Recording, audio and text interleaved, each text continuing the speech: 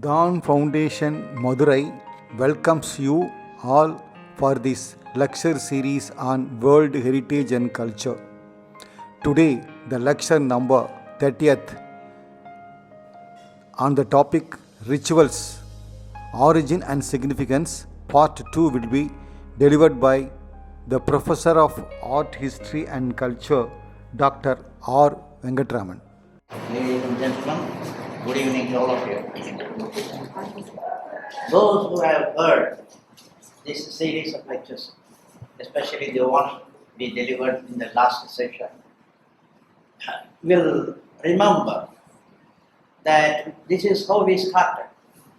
No society can live without a ritual of one way or the other. It is a civilizing process, ritual. Actually, it started, as I told in the previous lecture, some 25 to 30,000 years back, and they were started instinctively by the man who was emerging from the hominoid level to the Homo sapien level. And they were the earliest hunters, the Paleolithic people. They were using the rough stone to hunt. And hunting was a very serious process for them. They had no other pastime. They had only hunting, eating. Otherwise, if they are lazy, they will become food for other animals. Therefore, all throughout, they have to be very, very alert, awake. Okay. I used to think, in the jungle forest, surrounded by all animals, and how to have them slept? Probably they allowed one eye to sleep and another to be awake. And alternating, that's how they should have lived in those days. But after a long hunt, someday, fortunately, it happens to them that they are able to save themselves from marauding animals like tigers and lions, and they might have got a beautiful deer to eat. And after hunting, throughout the world we see the cave paintings and the rock paintings showing the early hunter. After hunting, the dead animal is there, they will be dancing around it, joyously expressing thanks to some unknown force. Probably they might have thanked the animal itself for yielding to be the food for the human beings that day. And a number of papers have been written about the expression of that dance. What does it mean? So anthropologists have viewed it from various angles. Probably religion was born there. There was no temple, no church, no mosque, no concept of God in heaven and all that. What happens to the soul after death? All these philosophy and theology were not there. It is very simple, like man was one of the other animals, that's all. And the moment he gets the food for him that day, he thanks everyone around him because it's a cooperative effort. Some efficient people like you will be there, some lazy old fellow like me also will be there. But I will be thanking to you. And am I thanking the God in heaven? Or am I thanking the animal? Or am I thanking the people? All are right. So every act has multi-levels of meaning. So when we say the said term word must have one specific meaning, otherwise it will lead to confusion. But in a ritual act, every act has multivalency, lot of meaning more and more. The more and more you grow, the more and more you pay attention to it, you will get more and more new meaning. And still we will say they have not fathomed it totally fully. It will be coming again and again. This is the background. And I started the previous lecture, and how these Paleolithic people were thanking the divine by dancing. They didn't raise their hand. The next level, the Neolithic age. In the Neolithic age, they were using some polished tools. Again, it is only stone-centered culture. And at that time, they had somehow come to the point what's today known as agriculture. They cultivated. They had a settled life. And after the first harvest, they put everything before, and one man leads. The rest of the people are kneeling there. In orderliness comes. He raises the hand says, let us thank our fortune. All the people stand and shout. And thus, there is a sort of what you call development, not only in the physical culture, but also in the spiritual evolution. That's what makes man different or standing out from the rest of the animals. Animals kill, eat and go. But man does something different, which is a civilizing act. Therefore, civilization is nothing but a refinement. And the refinement is a continuous process. I can't say I have refined myself enough. There is no full stop for that. It is a continuous process, and among them, the earliest being this. That's why in all the religions you may see, all of them believe that there is a superpower. They might not have seen, they might not have heard, but they imagine. And the imagination is larger than life size. And all that is best in mankind. And they attribute that as the quality of. How will you attribute quality to a person or a thing which you have not seen? That is an imagination. This imagination refines man, and the expressions are mostly poetic. And in poetry also you can see many layers of meaning. In prose it has to be specific. In poetry it must be as vast and deep as an ocean. This is the difference between. Therefore, all religions know they wanted to communicate to God through poetry. It is a universal phenomenon. Now, last lecture, I was confining, I started with this Paleolithic and Neolithic, and afterwards, how it refines mankind, the civilization, and how this ritual was used for secular purposes. A convocation, highly ritualized. It is an orderliness. Who will preside? Who will stand at the door and welcome the people? And welcoming every civilization has its own way. Some people offer kungumam and sandanam. Some people offer flower. And however, welcome is an essential part of it. And finally, thanksgiving. And in between, you organize whom to invite, who will invite him, who will lead him.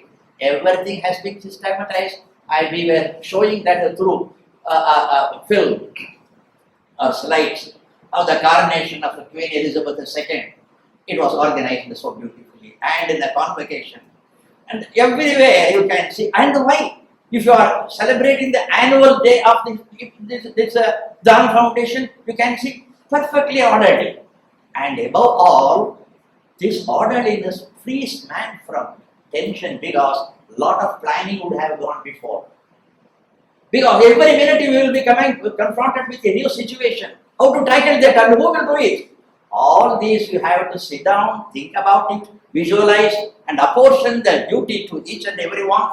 And it's a one in which everyone is involved. Whom to thank?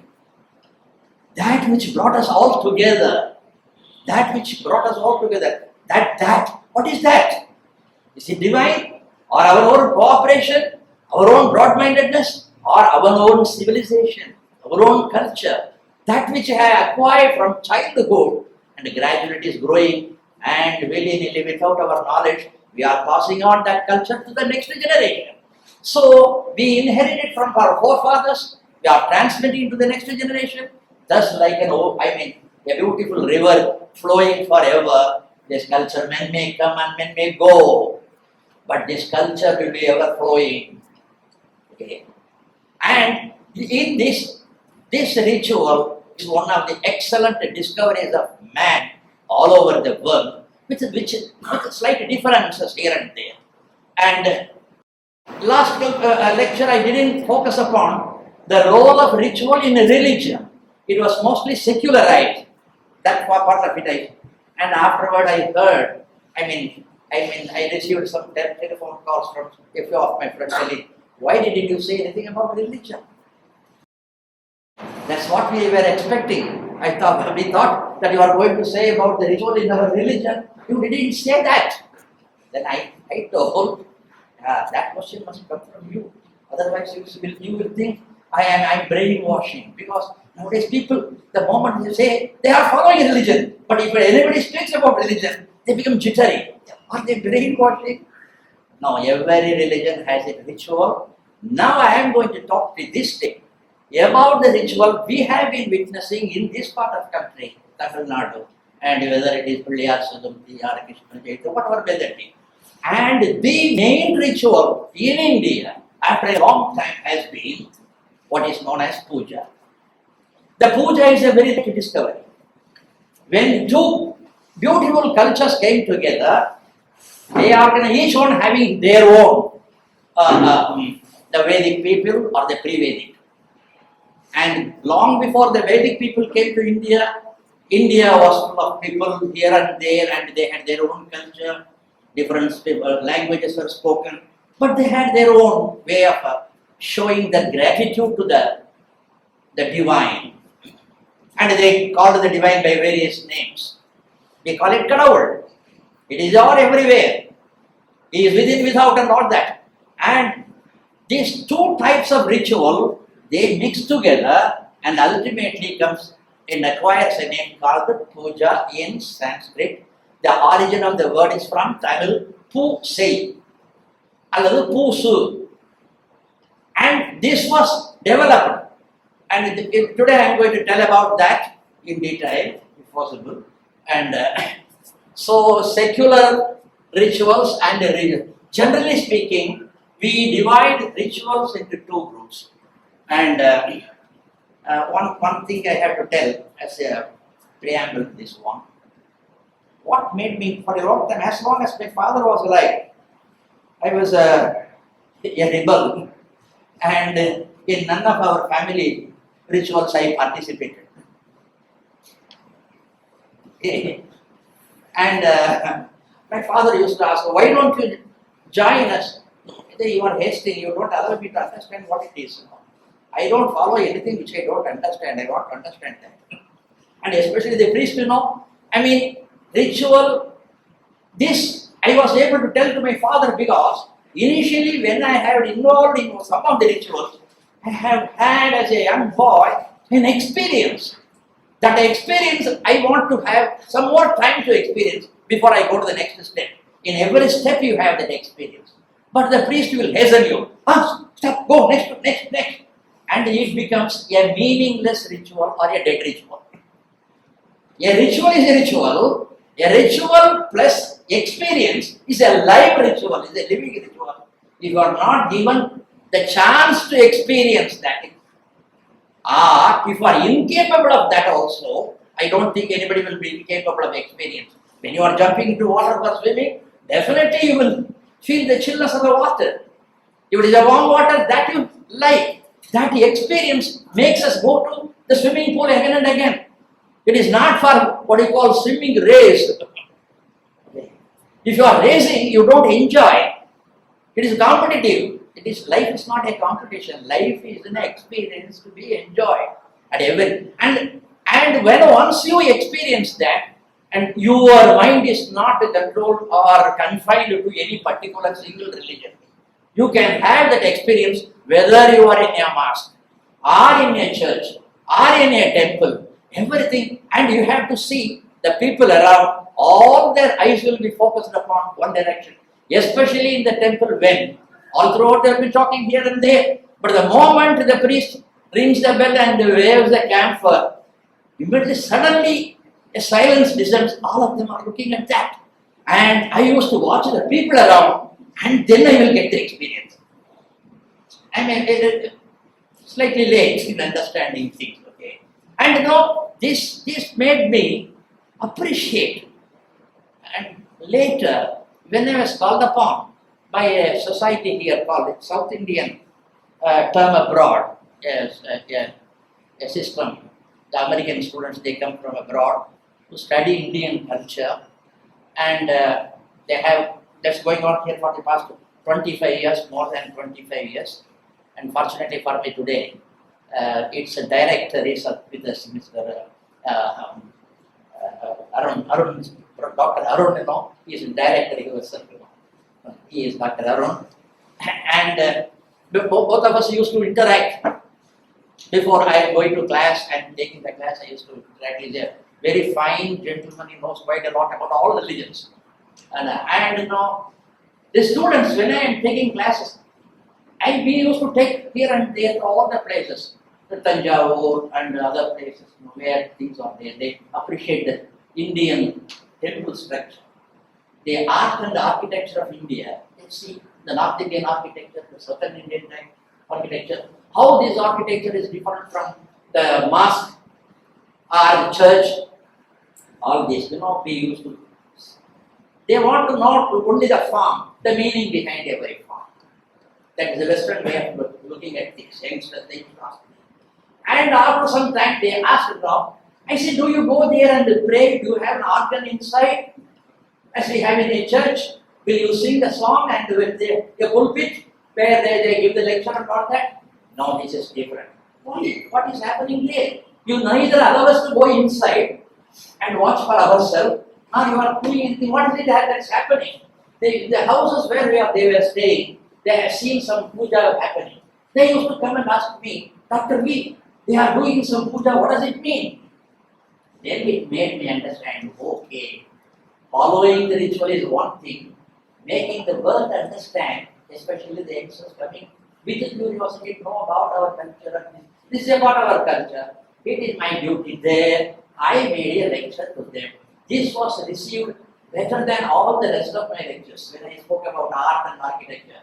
That was good for them. But this they consider as the best one. Because after knowing that, what happened, many of the students started putting that photo. And we used to perform that in Playar Sadurthi. In the Playar Sadurthi, we used to bring the clay and I used to make the Playar by themselves. And what is the symbolic significance behind it? What does the clay stand for? Why that grass we are bringing? For if I don't say, they will come, why this grass, why this flower? Why are you bringing this milk? Why this bell? For everything they have hundreds of ways. Okay, unless you are not able to tell them satisfactorily, logically, they will understand this fellow is bluffing. That's so true, because before coming to India, before boarding the plane, they read quite a lot about India and then come here. And therefore, when I am lecturing, they will raise their hand and say, oh, so and so has said this way. What do you say? And the differences in the pujas, from one place to other place, for Vishnu, certain things will be different, for Shiva, certain things will be different. All these, unless you have a total bird's eye view of things, you can't convincingly answer them. This became a sort of exercise for me. Then I began to look at it and we began to speak. And this lecture is based to some extent upon that. But that will be very detailed. And actually, we made them do the puja. And in the course of which I used to ask them, what is the experience you had? They used to say, this is the experience. So they come with an open mind. And in our course, this puja was considered as one of the favorite subjects for the students coming from abroad. And thereafter, some of the students, and one of the girl students, every day they used to say, whenever I used to tell them, every ritual has a myth behind it. Because in those days, the children ask the father, why are we doing this puja? Then they have to tell a myth. A myth is followed by an act, ritual. So ritual and the myth are the two sides of the same coin. Without understanding one side, you cannot understand the other. I think I have made it clear. So mythic has lot of meaning, more meaning than what meets the eye. It is not the verbal meaning of it. It has something more than the verbal meaning. You have to delve deep. With the curiosity, you have to go. And even then, you cannot say, I have found out the meaning. I don't find any meaning, therefore it has this meaning. But we can't say. We have to apply totally sincerely. That sincerity is very essential. And when they came out with their experiences, I was astounded. I shared that with my wife and my children. And my friends, and they said, this didn't occur to us. Therefore, if there are 100 people with open-mindedness, and the same ritual gives 100 different types of experiences, when we share, it allows us to grow. This is how the Western education is growing. In India, we don't have anthropology as a subject in Indian colleges or universities. Even if we had, the students are not asking the question. We deny things very easily. That's very easy. But having a curiosity to know about it, that rightly, then it is a pursuit. Whatever we have said, I am going to tell today, is not the conclusive. It is only an attempt, and we have miles to go to understand deeper still. Understand? I think that this is the my experience about it. Well, now, secular ritual, I spoke about that coronation of the queen, and convocation in the universities, and other things we showed. And the religious rituals, you know, the religious rituals are very, very, because when man struggles, tries to maintain orderliness and peace in that country, for example, in Madurai, all of us are very safe. Suddenly we hear war drum and the trumpets being blown. And immediately becomes jittery. The Chola has invaded. Because he's in need of money. That's what happened. The Bombay, the Parantagan, suddenly one day invades Madurai. What would have been the position of the Madurai people? The king was not ready. Had he been ready, would have tackled. But he got defeated. The Pandyan king got defeated in his own. He was able to bear the life in its own den. That doesn't mean Pandya was a weak fellow, was not prepared, unprepared. Sudden onslaught. And then on his way back, what happened? And he afterwards proudly calls himself as Madurayum Yudamam Kunda or Madurai Kunda, Parantakan and all that. Proudly he says. Well, then the people, when suddenly such things happen, they make a prayer to God. And if some of them have had, this is what I am going to tell, has been a historical event. Number of times it has happened in Tamil Nadu, all over Tamil Nadu. A sudden onslaught. Because today you have Dinamalar, Dinathan, two paper, or All India Radio. This is something is happening, going to happen. You get ready, by the way. Those days you didn't have this media. Therefore, any invasion becomes sometimes it very suddenly happens. At that time, some of the heroes here, they will say, give me the courage to protect my people, protect my king, because king is the fulcrum. He is the axle around which the entire wheel of society is going around. The orderliness is maintained by him. Therefore, they will see to it. Every one individual will be ready to lay his life down for protecting the king. If my king is protected well, if our people will, I will offer, oh Kali, the mother was there. Goddess. The earliest goddess for the Tamil people was Kali, the ferocious mother. Mother, I will offer you. You what? So far I have been offering only goats. Today I am the goat. I will offer my head. And after the battle is over, and according to the way he expected, then one morning he goes. This is done very ritually. Ritual gives him. He made a promise. He succeeded.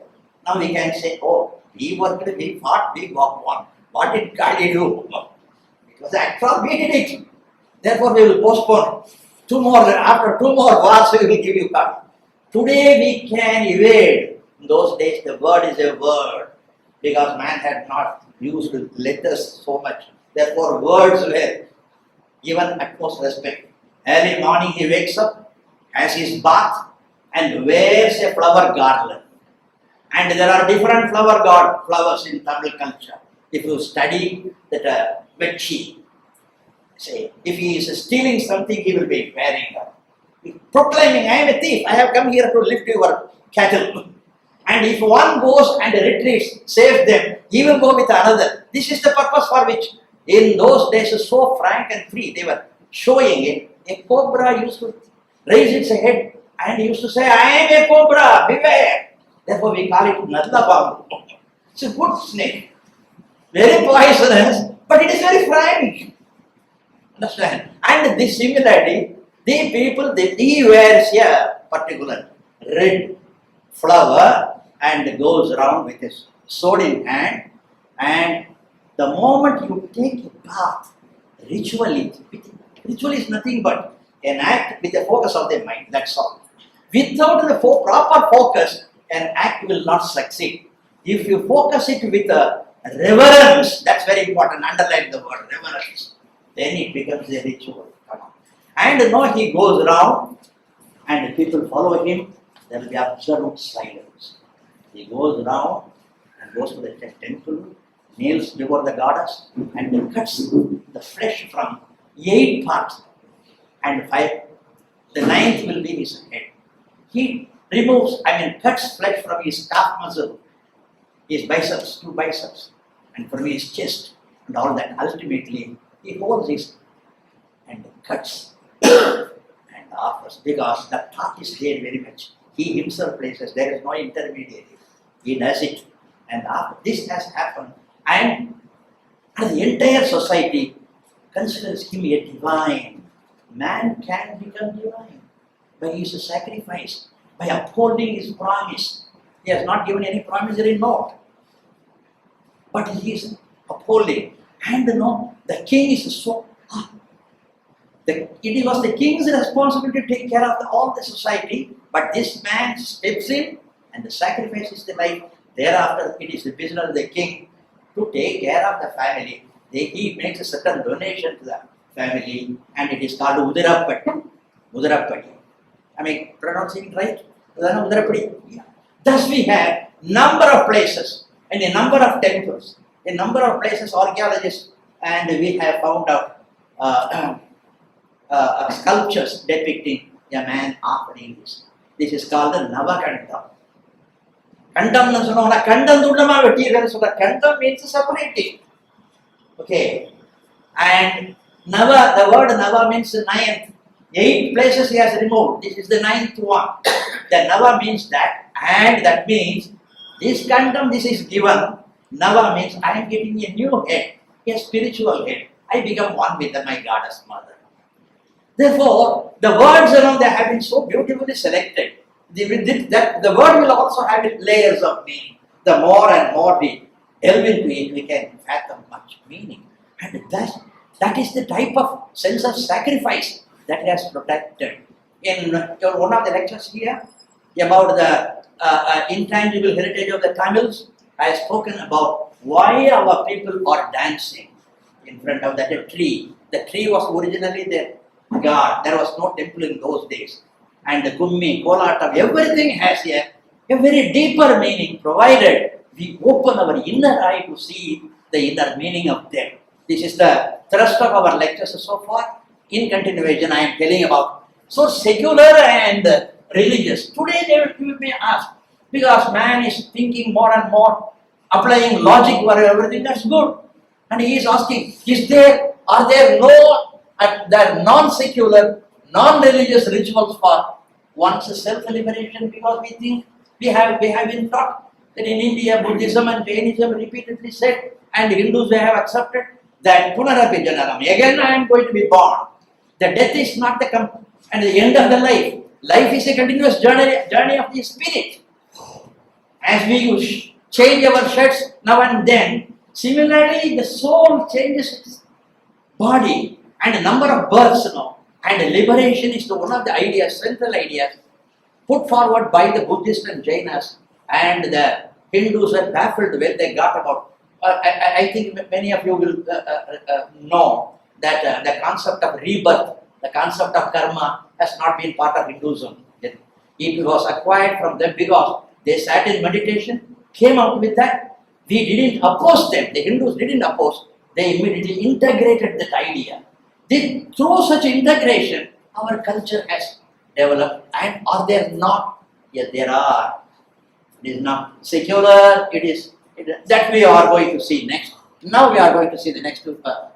The secular rituals, about which we spoke, they can be divided into domestic ritual and public ritual. I am recapitulating what I said in the previous lecture. Rites of passage from birth to death.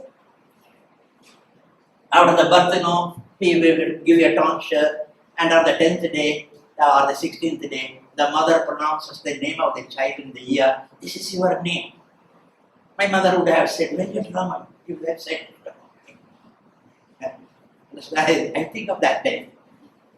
when I was not only innocent, I might have been more intelligent at that time. I must have smiled. No.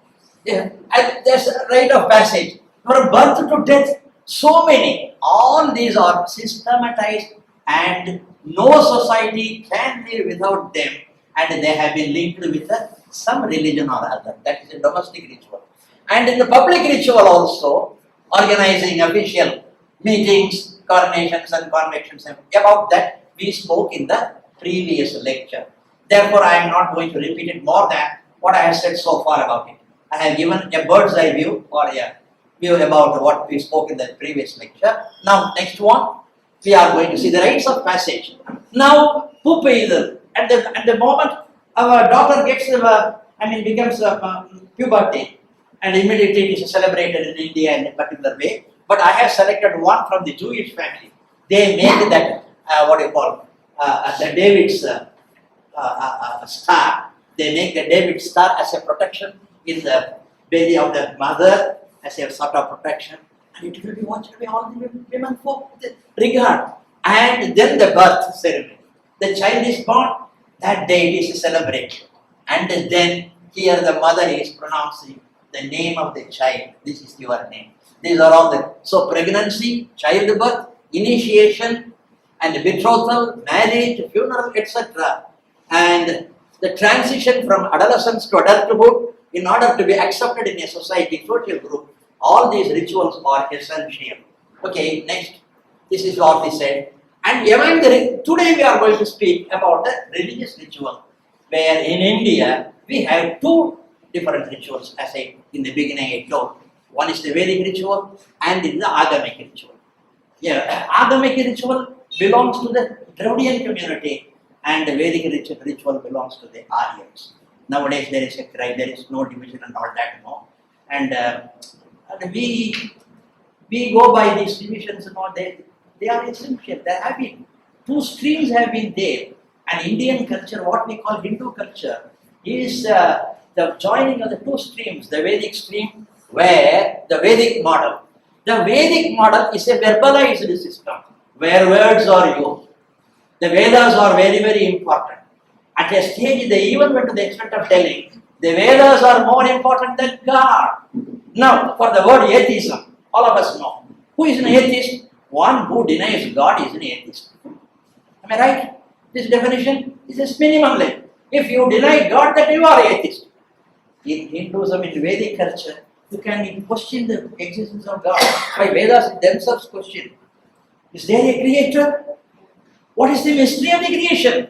I don't know. I asked my guru. I asked my father. Nobody knows. Perhaps the creator knows. I doubt whether he knows. That's how it begins. I doubt whether he himself, the creator himself, knows about it. So it is full of doubt about the creator.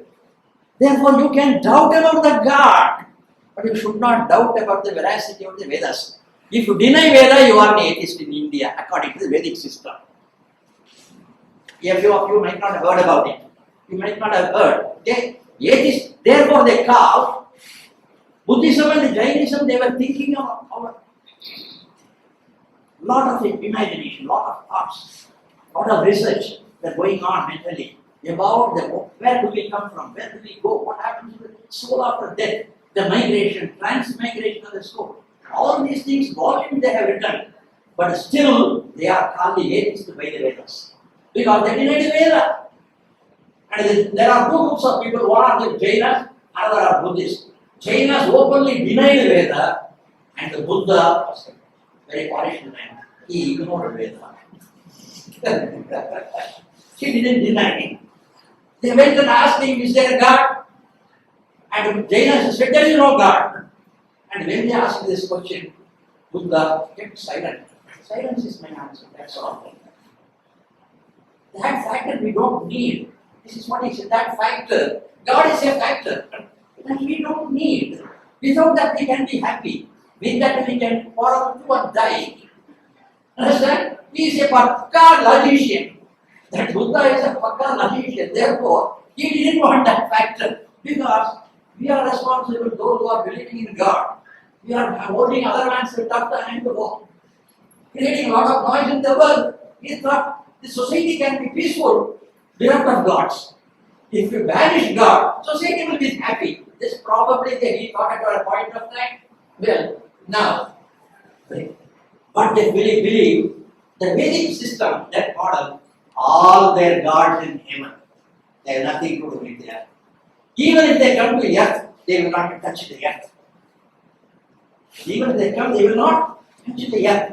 Therefore, if you want to call them, you have to verbal words, you have to bring them. They have to be made avahana, invocation, into the fire. From there, whatever you give, they will give. What is it that we give? Clarified butter we give for the prosperity of all the people here. Okay, we are making that. And he receives, and then God's go. And Indra, Varuna, Vayu, everybody is there. And now and then they come. All of them are the greatest helpers of humanity. Whenever you are in need, you can call them. All that is needed is a fire altar, and that is not fixed in any way. Therefore, you don't, wherever the Vedic people go, they can make an altar, and they can call the god, they can interact, and then they are safe. And here, ritual is secondary, the verbal communication is more important. And the god and the fire is the intermediary. The fire is the intermediary. The next one is the agamic model. The agamic model, we go to meet the gods. Are you able to find the difference between you are here, man is on here, God, you are inviting God to come to your place. And in the Dravidian system, God is there in a particular tree, the village tree. You have to go. You have to circumambulate. You don't bring that God to make a puja in your house. Domestic puja is a Vedic system's adoption in the puja system. Puja system is Dravidian, but a domestic puja is the Vedic model. Am I making it clear? And going to meet gods where they dwell, it may be a sacred tree, sacred rivers. Temples we build, we go to the temple. Therefore, in many of the non-Brahmin houses, there will not be a puja room. Until very recently, they are making that puja room also. There's nothing wrong. But originally, having a puja room is an essential thing in a Brahminical family, not otherwise, So, and I had verbal system based more on ritual practice. Here it is non-verbal. I'm sorry. This is non-verbal system. And they take a goat, they offer it. They don't make any mantra whatsoever. They put up here. Everything is ritual. Take a garland, put it, sprinkle the manjatani, and using the manjal, kungumam, pushpam, poo, all these are Dravidians. And the early system had no such a thing. Now, both the systems have been accepted. Therefore, the Brahmin, while he was making this Kumbha Abhishekam, he invites the god according to the Dravidian, very much he is around. But he will chant the Vedas and bring him from his similar house to come here, and that will happen for certain number of days. And the numbers, the way the parts are decorated, everything has a meaning behind it, and we can go to them everything individually. Everything gives a scope for making a logical analysis, because that is nothing is illogical. Everything is constructed logically. Okay. And that's why we call it a logic associated with the theos. The God is called theological. Theological is highly logical. Okay, well, then he takes it to the tower and there pours the water. And he calls the linga inside the temple is the what he calls Stula linga, and that is the this is Sukshma linga, and the temple is the Stula linga. This temple inside the linga, the cylindrical figure which we see. I think all of you know that linga, and daily ablution of water and all that to him. But once in 12 years, either ablution is given to that Stula linga with a ritual. That ritual is not purely agamic, it is more Vedic. Thus they have made a blend of this. Therefore, nowadays some people used to ask me, Hinduism, they say that is not very ancient religion. I say Hinduism is something like a dampati. Understand? My friend is here, he gets married. You all know the word dampati. Dampati means There's a single word which denotes when a husband and wife after marriage come together, they are done. Whenever we before going for an examination or for an interview, we go and prostrate before our parents together. They must be together and they generate a new, the divine force. Being together. Similarly, Hinduism is nothing but a Vedic, what they call Dampati, between the Vedic and the Agamic. Don't, you stop with there. You don't ask which is masculine, which is feminine. Words should be feminine. Okay, which one that? Well, that's according to our. We can discuss that also. I have not given thought now. Okay. Integrating the above two, the Kumbha Vishay, I have written. Is it visible? Is it visible? Yeah. It is a Vedic model. Daily puja in the temple is agamic. And Vaishnavism has two agamas. Vaikhanasa is an agama. And another Pancharatra. And it will be based either on Pancharatra or Vaikhanasa is very difficult. Pancharatra is a very simpler one. And it integrates all the people. And Ramanuja was in favor of that Pancharatra more than that Vaikhanasa. Okay? Alright, Right. Alright. Therefore, I said Hinduism is a Dampati. In Indian culture, there are certain things which should not be separated. Separating them is inauspicious. Putting them together is auspicious. The great auspicious symbol, which in all the rituals will be giving Vedalabha. And all of us are familiar with the Vethalaya and Vedalabha. Either they take it or at least they touch it. No. They must be together. And Vethalaya doesn't produce mere Vethalaya, the betel leaf doesn't produce the red in our. Nor the betel leaf individually does it. When put together in ritual, you say, look at it, it becomes red. And when we are young fellows, they will say, your wife will be very happy with you. Have you heard that stuff? நாக்கெல்லாம் ரொம்ப சவந்ததுன்னா அவன் புருஷன் கிட்ட ரொம்ப சந்தோஷமா இருப்பாரு. அதுனால ரொம்ப சண்டை போடுதுங்க. But these are all folk belief, okay. And individually you can't do things. This is nature's what I call ordained. Ordained is this, all ordained by nature. That the two are essential to augment the society, to continuously. And for that, so here Dampati is post-marital. And from if my wedding has happened today, from today onwards, me and my wife, they constitute what is called Dampati. And similarly, Dampati becomes from that day onwards Hinduism. Before that, its day will go back to 1500 BC to the Vedas. And 2500 BC, still 1000 years behind, the Dravidian culture. So, these two have got blended only around 3rd century BC to 5th century AD. Over a period of 800 years, our people, they sat together and they developed what is known, goes by the name and Hinduism. And they had number of temples for Shiva, Vishnu, Shakti, all these things happen. Now, I think they are inseparable and they are very auspicious. Therefore, I will say Hinduism is more auspicious than Vedism. And Hinduism is more auspicious than the pure Dravidian culture.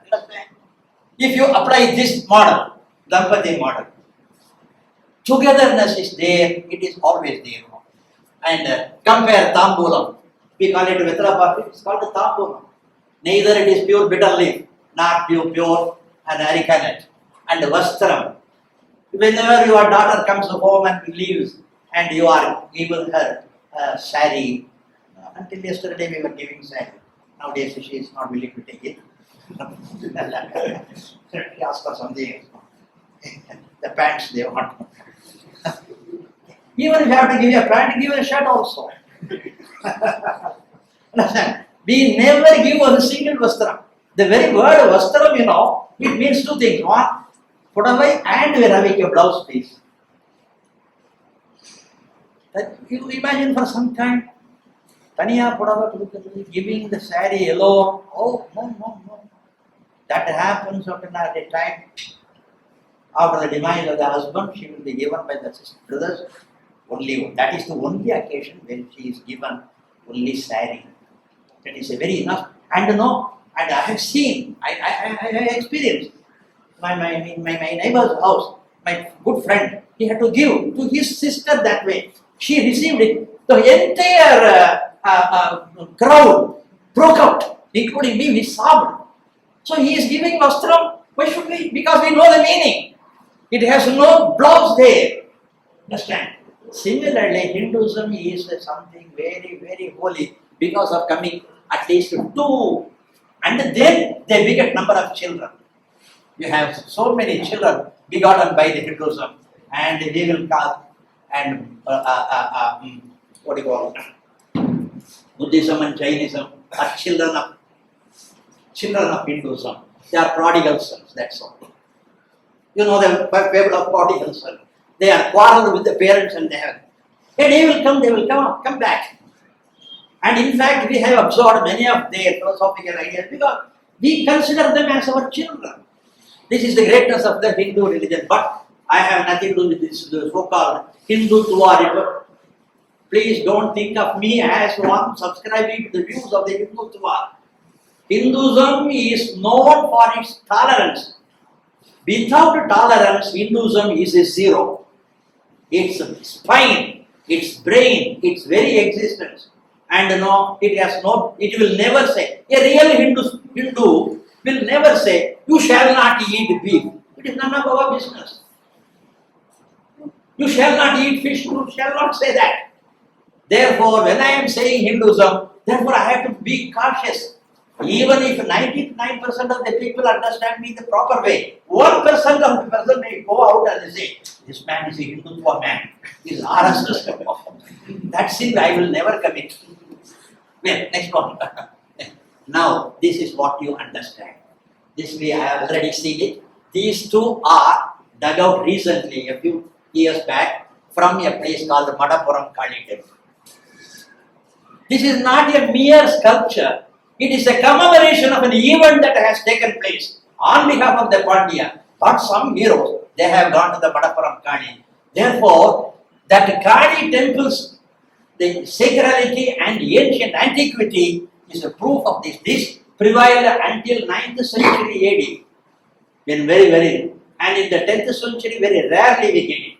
So, these people might have offered their head to save the Pandyan country, the Pandyan ruler. This is taken from Avinashi temple. Okay, Navakandam, this is self-sacrifice. That they are giving that. Later, they are sacrificing the body, the soul, for the society, to the God. This is what we are going to see. Its extended, evolved meaning today. We are going to see the last segment. Well, next one. Well, now I said, no, this is Vedic sacrifice. It may be an animal sacrifice or otherwise. We are not going to those controversies. Here, the priest is wearing a cross belt. Additional one, you see. This comes from, in Sumeria, the priests, they used to wear a cloth with a trefoil. You know what is meant by a trefoil? One side on road. This design will be there. Number of designs like that. This trefoil becomes a very important one in a. And this is a mark. And then the Vedic Aryans, while they are doing this, they have adopted this trefoil. In the Indus Valley civilization, we have got the figures of small figures called the tablet or seals made of not terracotta, it is a steatite steel. Steatite nama maakal solranga steatite. That's a seal. They are 1 inch by 1 inch, in which they have beautiful carved bas-relief cards, in which a Shiva-like figure with a pair of hands. He is in the yogic posture. Therefore, that was discovered only in 1920. Till then, there was a big question. Where did yoga come from? Because there is no reference to that yoga practice, either in the Vedas or in the Dravidian culture. It is only offering food, not yoga. But there has been the yoga as a very advanced system in the Indus Valley civilization, Harappan civilization. And in another one, we have identified, the archaeologists have identified as a priest, and he has a vastram a cloth across the left shoulder bearing this trefoil. And the international archaeologists said, yeah, this trefoil always goes with the sanctity, religious sanctity. This is what we get in Sumeria, Babylonia, and all that. Therefore, he is a priest, and there must have been a theocracy. He was the king as well as the priest, as in the case of the Egyptian culture. That was it. And later, this was adopted by the Brahmins. Certain things, is wearing a punal was adopted from the Dravidian culture by the Brahmin, and the Brahmins' way of telling mantra and puja and the words in Sanskrit, they were. Thus, there was a sort of give and take there has been. This is the Vedic sacrifice where he is inviting Indra or Varuna. Nowadays, they are inviting even Shiva to come to the fire. Therefore, we used to say, when the Vedic prayer they are chanted, it is an invitation to the Vedic gods, and there is a portion written later in the Vedic style. It is called the Sri Rudram, and it is the Sri Rudram when they say Rudra, the god, Shiva, and he comes, and thereafter this Agni is called Shiva Agni. Therefore, this Agni, Veda Agni and Shiva Agni are the two things. When you are reading some text, especially from Saiva Siddhanta, this Agni is given great reverence because it represents Shiva. And in Vaishnavism, water is the symbol of God. Therefore, if you go to the Vishnu temple, they will offer you tirtham. Understand? I say, why it is called a tirtham? Yeah, the different word. If you drink it is water. If you consider it as sacred, it immediately gets a meaning, different meaning. And a different word. It is tirtham, means a sacred water. Here we are adding one word sacred before. There they are.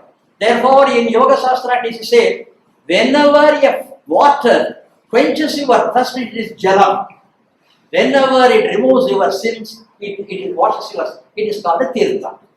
One is for the physical body, the water, the jalam for the physical body, and the tirtha is for the spiritual. The body may wither, but the spirit continues its journey. Therefore, they have different words, and this is one thing. Another one, see. Now, avahanam. Avahanam means welcoming, invoking. Now, in the agamic way, do they invoke? Yes, there also it happens. Deities are all around in nature, in tree, etc. The deity descends not in the fire, but on the Samyadi. Samyadi is one. Our man Yaranguvar. So, in the Vedic tradition, if you go to the Shiva temple, and the Brahmin priest says, Shiva has come upon me, we will doubt, hey, you are telling a lie. It is not your system. That system has not been taken by the Brahmins. And it is exclusively because to tell that, no, we can't take a lie. The poor, the people, the villages, they are so frank, they are so very much, they are totally fearless, but they fear the God most. Therefore, they will not tell that I am occupied by the God. The Samyadi. Here, God appears through the fire, there he becomes a substitute for the fire in him. And again, there is another difference. In the Vedic system, it is the priest who talks to the God. No reply is coming from there. The reply may come in the form of a rain, because he asked for, so he one way he went, talk. There in the Dravidian culture, the God descends and speaks, the rest of the people simply listen. Hey, என்னத்துக்கு நீ இப்படி பண்ணல போன வருஷம் எனக்கு ஏன் ஆடு கொடுக்கல அவர் கேட்பார். உடனே அதில் ஊரில் உள்ள ஓல்டஸ்ட் மேன் வில் கோ, சாமி கோவப்படாத சாமி, போன வருஷம் மாதிரி தரல இல்லை, எங்களை எங்க ஆடு, you will plead. It is only a conversation with that God. So God and man becomes very close there. சரி இப்போ எனக்கு ஆடு கொடு, இந்த வருஷம் ஒரு கொமைவேன் நானே, உடனே understand? It's so beautiful, pristine, pure. I have enjoyed both. Here the Brahmin is telling the ringing bell, but sometimes the Swami coming and speaking seems terrible. And he will show his power by jumping this way. 4 or 5 people together cannot hold him. Have you seen? You must go and see. And the real, our culture, they are there, far away from Madurai. I said, go to the villages. Go to the villages around Madurai and the sea. And you will understand many things. And they are purer there. They are blood shedding. Therefore, for me, it will be shocking initially. But when we go to the meaning of it, oh, that is more purer than what I am doing. I am sprinkling here water. He is not only shedding the blood of the goat, but if need be, he is ready to shed his blood. I am afraid of all blood, whether it is mine or goats. Okay, that is it. No, the Vedic deities are in heaven. They are invoked into the Agni through the Vedic chant. Agni is the intermediary. Who is the intermediary here? I have not used the word there. I allow you. The Samyadi is there. And only at that moment he will be given all the respect due to the God. And afterwards he cannot dominate the society. Understand? That is it. Well, that's very practical. Next one. Significance of puja. This is one of it. Now, the puja is one thing which has combined these two systems I have spoken of so far. The Vedic and the Agamic system. Agamic is Dravidian and the Vedic is the Aryan. And both of them have been beautifully integrated and yes. Well, whenever I am invited by someone from Delhi for to address a meeting in a college, we have to go there suitably dressed, suitable to the occasion. And if I am invited abroad, we will stitch a coat suitable to the occasion. Similarly, whenever நம்ம ஊர் எம்எல்ஏவை பார்க்கணும்னாலே நம்ம சரி பட்டு அவர் எப்படி இருப்பாரோ நம்ம அதுக்கு லாயக்கா போகணும்னு வச்சுக்கோங்க. Whenever your puja is nothing but a meeting, an encounter between you and the divine whom you want to meet. It is an encounter, a happy encounter. So encounter the police சொல்றாங்க. நம்ம ஊர்ல அந்த வேர்டை கற்றுக்குச்சு. Encounter means a happy meeting between the divine and the soul. Then you have to make yourself suitable for meeting him. Now I coined a phrase once in one of my lectures. My students said, this sounds very nice. That is all. We meet halfway. Because in the Dravidian system, God is here. The Vedic system, God is there in the heaven. In puja, we meet halfway. That is to say, descent of the deity and the ascent of the man, we meet somewhere in between. Because to ascend, I had to leave the body and anything associated with mind and the bad thoughts, mind, everything I have to leave behind and I have to elevate myself. Now I think I have made this imagery. If you accept this image, ascent of the man is not yogic ascent or anything. It is mentally. The whole process is a ritual. It's not a mere act. If your mind is not applied to that, it is a dead ritual, I said now. The whole thing is an exercise for you purifying your mind. Basically, it is a monkey. Manamuru, we will be involved in puja, but the mind will be going here and there.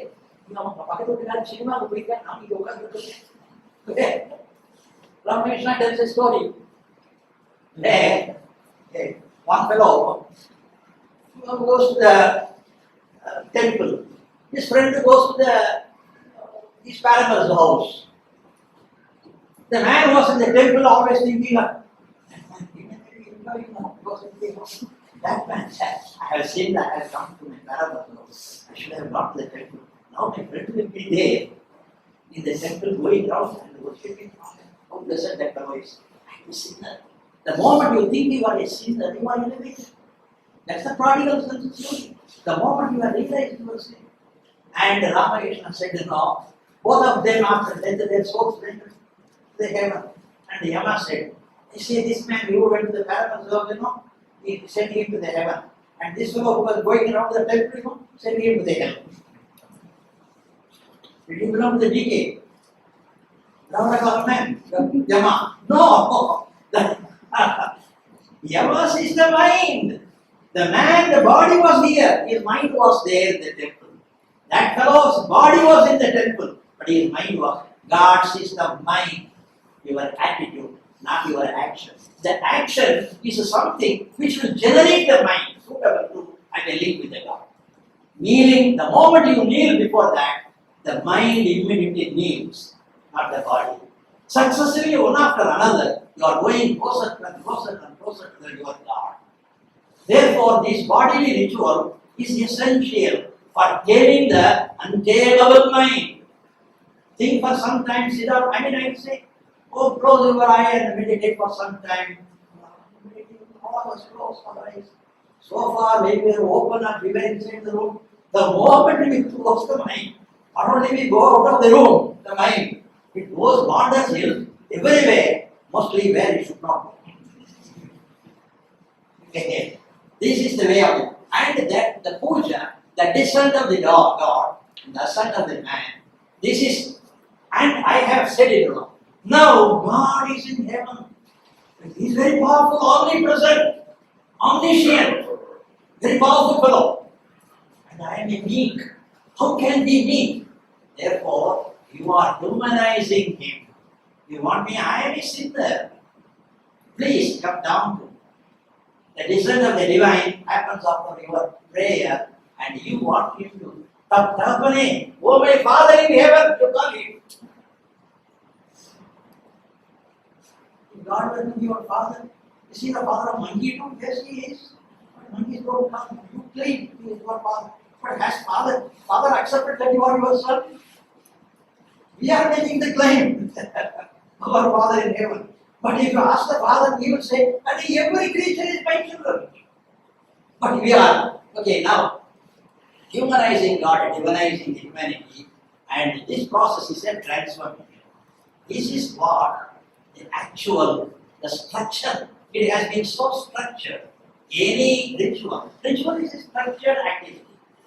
Structured activity and saves a lot of time, makes your mind delve into inner, fathoms down, and sees the divine within and the divine everywhere.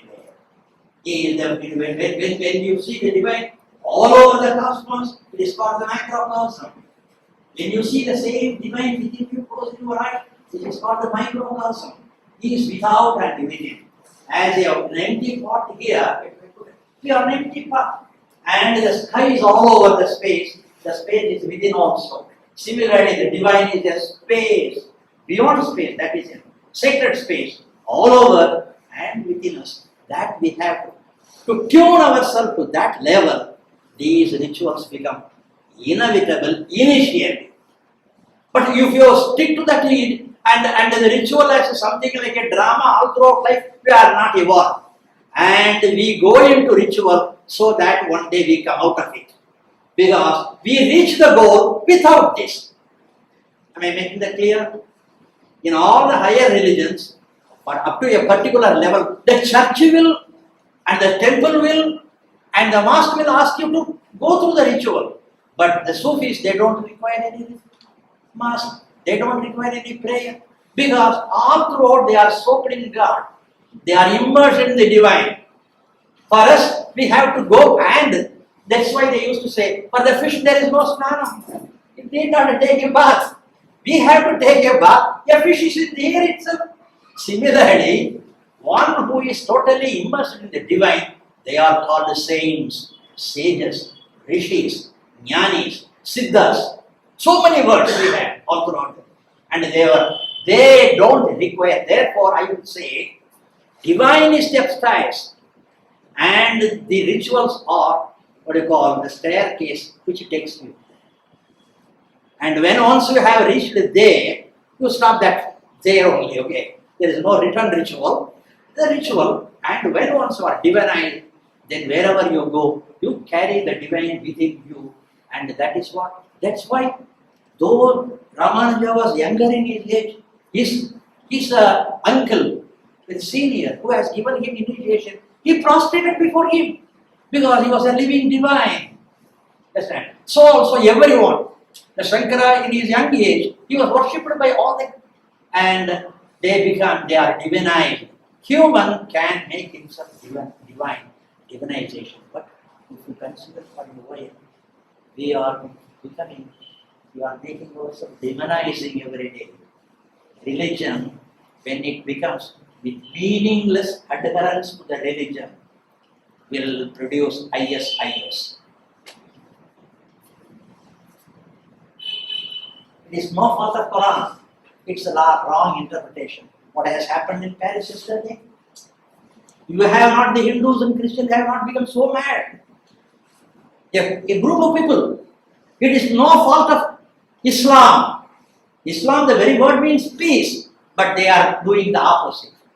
All religions are exalted. They are the divine revelation. And what is divine revelation? When they are in the divine mode, they have been revealed. They are all perfectly alright. And there is, if you go to the core of all religions are similar. The external color will be different. I have a statue in my house, painted blue. The same statue she has, painted red. The external color is different, but the internal, that is saying, all of them are made of the same clay, or made of the same stone. Similarly, the core of all religions are one. And all religions say that, and especially Abrahamic religions, I don't know whether they have said it so emphatically. But here in Hinduism, we have said it, but we are not following. Especially nowadays, the Hindutva, I know, it is behaving like, totally opposite to. Sorry for such comments, we have to make it. Well, now you see, to host, honor and worship God, the spiritual elevation of the devotee is essential by production. And whatever you do, it elevates. We go to the temple, we go around. It is not going around, it is what you call spiraling. The body is going round and around the same plane, but if you try that, not necessarily any temple I prescribe, but any temple of your choice, you go round and round, and you will feel the body is in the same place coming round and round. We are not a secular model to be going. The mind is elevated, so spiraling, going, until the mind reaches the highest level. And with this knowledge, if you do it, your pradakshina, that is to say, balambaradam, will be different definitely tomorrow than what it has been yesterday. That's why I say a knowledge of what we do is essential, because all of them are leading you towards the divine. All rivers go to the ocean, says Krishna.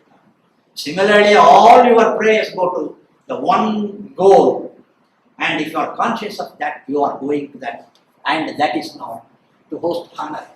Spiritual elevation of divine by pradakshina, by prostration or kneeling, by lifting the arms, and the prayer. Every act of you, the body is here, mind is getting elevated. And then you are offering food and other honors to the God. This is what, then you give. Now, there is a structure we found in the Pooja, the etymology of the word. It is a Dravidian language, pusu or smear, or pu plus a chai, do with flowers. These two, both of them will be there. This pre-Vedic term appears late in the Giritya Sutras, the 500 BC. In the Sanskrit works they have written to mean the honors to the priest invited to one's house to lead rituals for departed soul. And later the word puja is done to God. Then we have the shodas of every puja is so structured with 16 steps. Shodasa, the word in Sanskrit means 16. And in the Vedic structure, 10 is the very sacred number. The Dravidian culture, 6 and 16 are very important. This I have told you a number of times. For example, if some death occurs in a Brahmin family, the 10 days they will observe it, pollution. And the 10th day, they will be free from the pollution. 10 is very sacred for them. And in the Dravidian culture, it is the 16th day. Am I right? Therefore, And all these systems parallelly they will be running. One will appreciate the other. And who prescribed the 10 and the 16? Our forefathers did it. They may have had some reason for that. We don't question, we follow that. And now, in the puja, the word and the systematization was done by the Brahmins, and the acts were done by, that's why I used to say, the acts, they emerge from the Dravidian culture. It's a systematization and putting them into a book form, formalizing, that comes from the Sanskrit people, and the way they're doing it, they give all, everything, and then finally they say, there is a book called Apastamba Grihya Sutra. In that word, how you have to follow. He never says we have borrowed that from the source. The last sentence he says, for your wedding, for your birthday, for your funeral, for everything, I have given you the structure here. Whatever has to be said, every detail, to the best of my capacity, I have indicated. Still, there may be occasion where you have doubt. Don't go to see the books. Books will not give. Go to the non-Brahmin house. By Brahmin, he means Vedic people. You go to the non-Brahmin people and watch what they do. You will have the answer there. You don't ask them. Because they don't know the meaning of it. That's why, funnily, I used to tell often, two fellows, they went a shop wala, he was a sweet vendor, he was having a sweet shop. He wanted a cook to prepare novel sweets so that he can excel the neighbor's sweet wala. And he gave an advertisement. And I went there with this gentleman. And he said, we want only one man. We are two fellows there. Yes, madam. And he will prepare beautiful, excellent sweets. I will give names for them. I will give you. He can prepare halwa without knowing its name. He can prepare halwa. And I will call halwa. And he will tell what you are doing is halwa. Is that so? He will say. That is understanding. This is Hindu. Understand? I think I have driven home. And he will say, prepare Mysore pak or jalebi. He will say, this is jalebi. It's very good. It's sweeter than what I have done. Perfect understanding between us. Understand? Have you made the story clear? One makes the object, substance, another names it. And the Brahmins are experts in naming things. That is the role I have played. We have played. Understand? Well, but even without that name, still it will be sweet. That is very important. That's very important. And there it is, the Deva Pujas. Puja rituals are modeled after how the prehistoric people honored the hero stones. Because the earliest puja, the ritual, were made by the Dravidian people, not the Vedic people. But in the case of the tree, they went around and made a pongal, over. Abhishekam. These are all they are exclusively attached with the departed souls, to the body, dead body. The amount of respect given to that dead body by the Dravidian culture you have to see, which will be definitely different from what we do in our practice. We will go to that in another time. That's also as a philosophical meaning. Well, next one. Now here, Satyanarayana Puja, one of the fellows from our country has gone and found out a Western wife, and this lady wanted to do puja. And now together, pujas will not die, because if our fellows go abroad and marry some wife with a girl, she will insist upon puja because she has more meaning in that rather than our own children. We think it is something humbug or foolishness, but they see meaning in that, And there is a priest, and she is lighting the small kuttuvalak. And all our puja begins with kolam and the kuttuvalak. Repeatedly I have told you. The kolam and the kuttuvalak, and especially the kolam with a white powder, a single or double line with a dots here and there. This is very peculiar to the Tamil people. The rangoli with the colors, this is North India.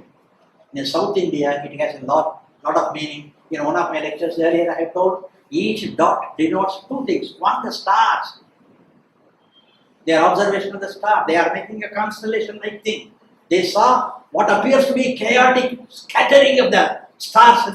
God has not created that way. They see orderliness in that. They bring about a few beautiful figures, like an Orion, this and that. And that's one meaning. Another meaning, it is necessary for the daughter-in-law coming to the house. Each dot denotes an individual. There is a joint family, an individual. She is the string, like one string, bringing all the flowers together into a garland, and that girl who has come to your house will act like they are instinctively very intelligent, and the quarrels that's happening in the house, they will simply watch. The girl who speaks least is the most efficient and the most intelligent. You have to be afraid of her. Where the wrong lies, she will find it out, and suitably they will bring all people together in a harmonious way, and the ultimate pattern is beautiful, is it not? The column is orderliness. That orderliness has to be brought by that girl, and that is the the way our Hindu system or the Indian culture was done it. And the flower, the water, everything has a meaning. Here she has a cup of water. In this water, we have ordinary water only from the tap, and everything here will be transformed. Here, she is using the objects.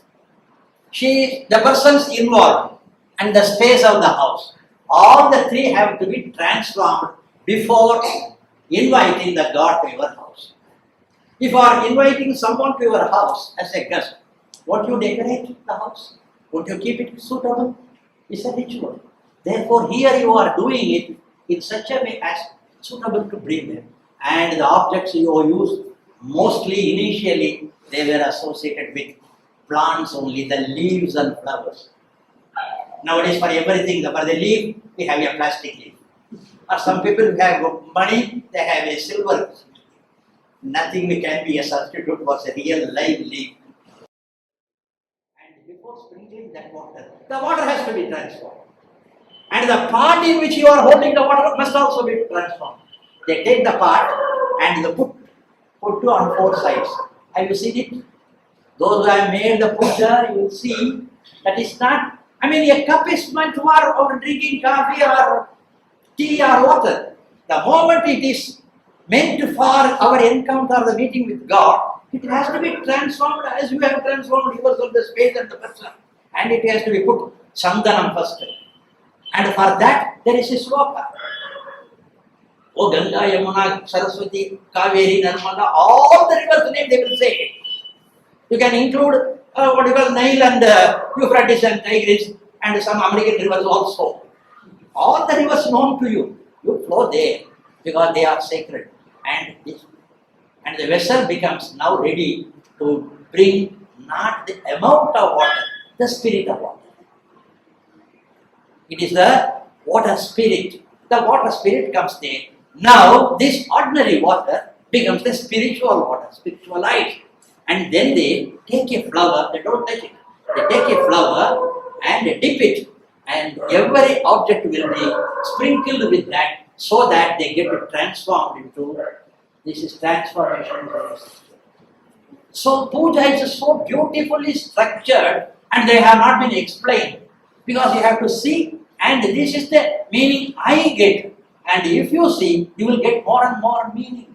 This is the type of discussion we used to have in the classroom. And they sprinkle and then the fruit and other things. The moment they are making what I everything will be placed. And then one who is making the puja, the lady, will dip the water and sprinkle it. And only then it will be offered. And the bell all over the world, in all religions, they have the bell, ringing of the bell. And the primitive man thought the sound of the bell threatened, drove away the animals and the spirits, bad spirits. And later they extended it logically, the same time it is inviting gods. So the bell is meant for inviting the God. So if you are somewhere near a church, if you listen to the bell of the church, how happy you become. I was in Veerapattinampatnam for 10 years and it is a Catholic village. There is a beautiful church. In the early morning I used to get the And it used to give me that much of beauty, sense. And the church bell. And in our temple, we have to learn from the church how to use our bell. We are doing it not in orderly musical form. We have to introspect also. By introspection, I mean the deficiency in us as well as something great in others that we have to imbibe. That is what Hinduism has been doing always continuously. We have borrowed, another lecture will say how much we have borrowed or taken in. It is a sort of exchange. Whether they have taken from us or we don't know. We have taken so many things from and integrated, and it becomes a fine puja. Then we offer, and ultimately the food is brought. And when they will say, young fellow, the soul Gundu Swami Vikkiringla. My mother said, soul Sugar. When you are offering to God, you must say, Nevedyam. Nevedyam சொன்னது கடவுளுக்கு கீழே சொன்னதுக்கு பேர் அதே சோறு தானே சும்மா இருந்தா அதே சோறு தான் பேர் மாறும் பின்னால புரிஞ்சுக்கிட வேண்டிய it took 60 years for me to understand what you said. Still I have not understood totally. Nevedyam. Alright, then the priest, this lady, sprinkles the water, spreads it on and swaha, swaha, oh God, take it. She feeds as though she is feeding the God her child. What the mother feed the child? Similarly feeding it. It is a very beautiful thing. And then they are giving. The Nevedyam. No, this is prasadam. The same thing when we are eating, if it is cooked for me, it is called the soul. When it is taken to God, it is given another name. Nevedyam. When it is returning from Him, what has transformed, what transformation has taken place? So far we are talking about transformation.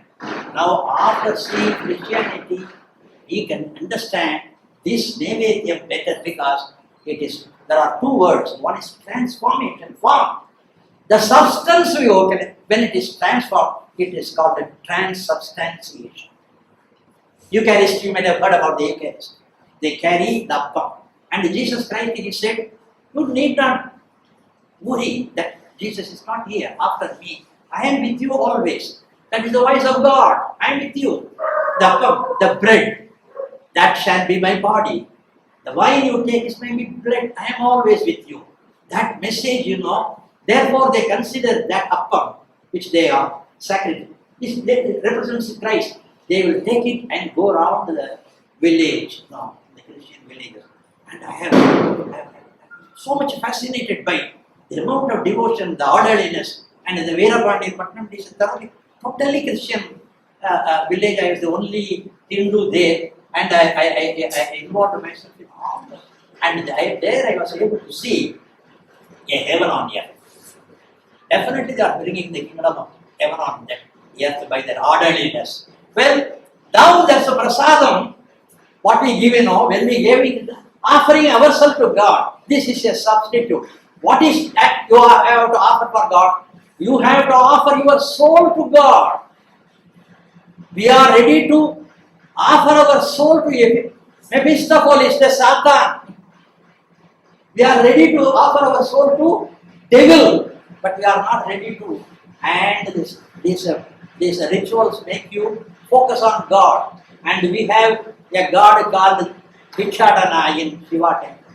He comes with a begging bowl there, walking totally nude. I have nothing. Give me something. What is it he is asking for? Whatever you are going to give God, they are all given by Him to you. It is something like taking my pen and giving Megatron and making a presentation of the pen to you. It is not a presentation. Similarly, whatever you give to God, it is given by the God to us. And He has given us the Spirit also. And you have to make it suitable to be offered to Him. That is very difficult. You can make pongal, you can offer Him. But can you make a pongal of your? Pongal means pongudal. Effusion of your spirit.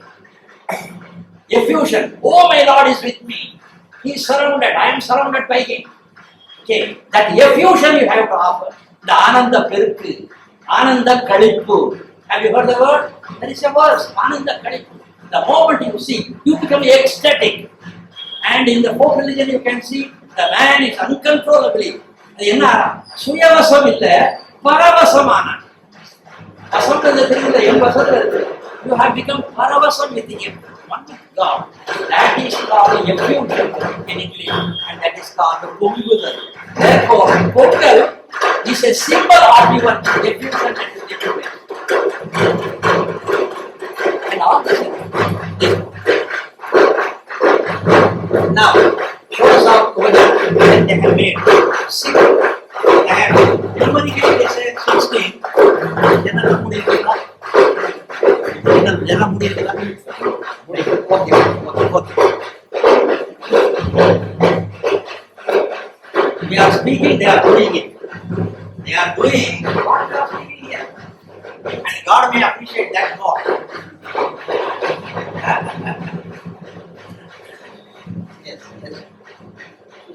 Yes.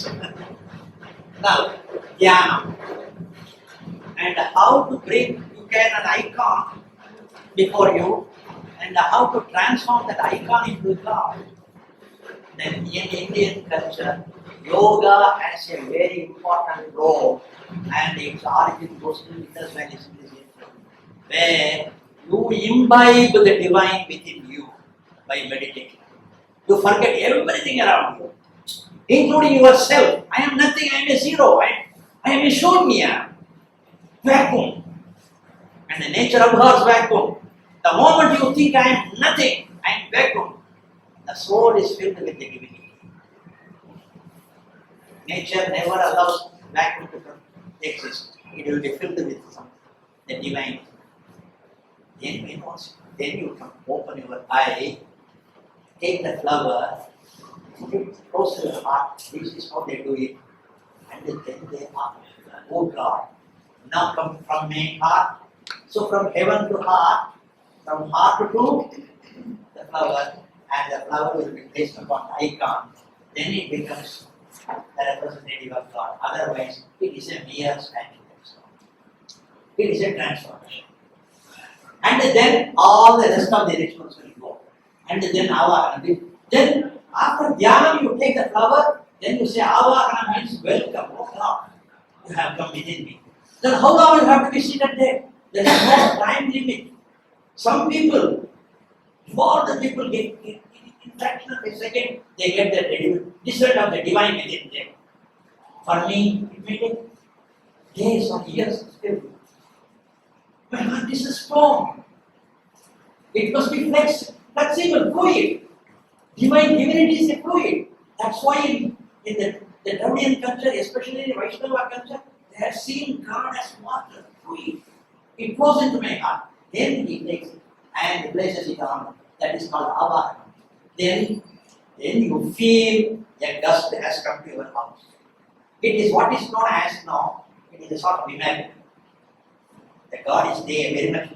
And you take the water in hand and they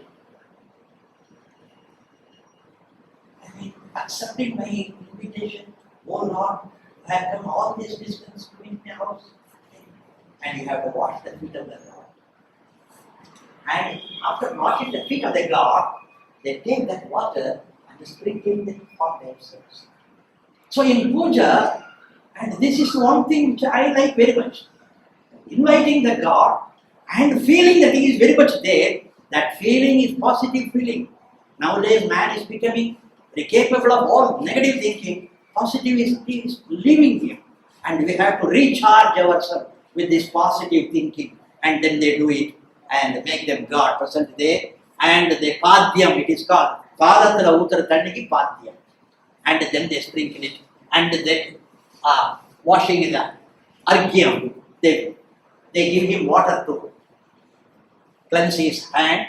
Thus it goes on, they give water to sip, then they give him an ablution. You have come, you will be, because India is a hot country. Therefore, you had a fine bath before your puja. You enjoyed the bath, and you want the God also to enjoy similarly. And I like that. And if you have a cow and calf in your house, and you take the calf and pour water and give you a wash drink. You can see the fellow closing eye and enjoying. And now initially our children will refuse to come near water. But once they have enjoyed, they will not come out of the water. So what what do you call, relation with God, water is so strong, then they give him snanam, ablution, and they give him vastram to. Thus it goes on until they give intestine, food. After giving food, that comes a nevedyam, and then you make a pradakshina.